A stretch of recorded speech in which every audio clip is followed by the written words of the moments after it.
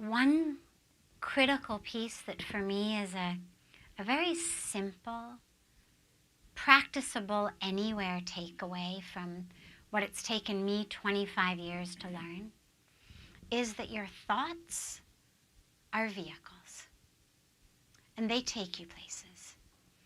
And most of us think of our thoughts as something over which we have no control.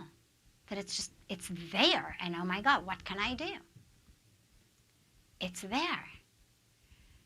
But they're actually vehicles, as you know so well and as you teach so well.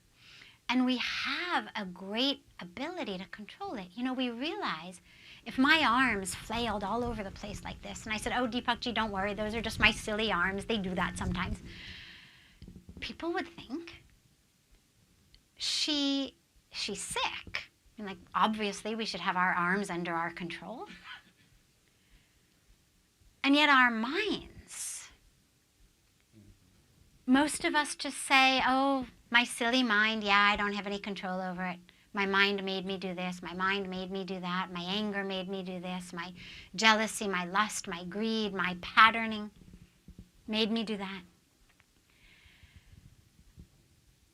And in the same way that we learn to control our arms and our legs, we learn to control our minds through practices of meditation, of yoga, of introspection.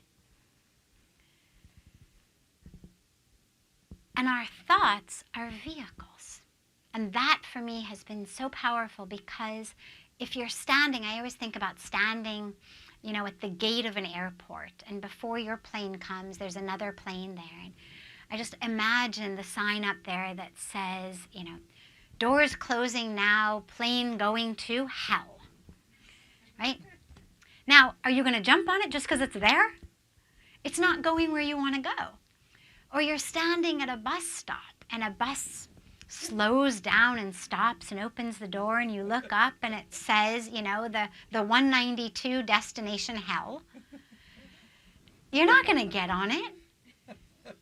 And yet, when we have thoughts that arise of anger, of separation, of ego, they're taking us to, quite literally, an emotional, a psychological, a spiritual hell where we are literally burning in ourselves.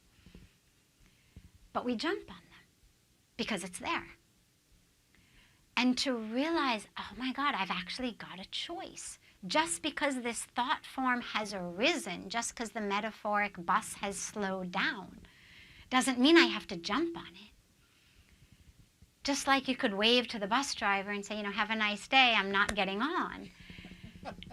In the same way, I can say to my thoughts when they arise of pain or grudges or not enoughness or judgment or anger, any shame, anxiety, to be able to see them as these vehicles and to thank you so much for slowing down and stopping by, but I've got other plans today.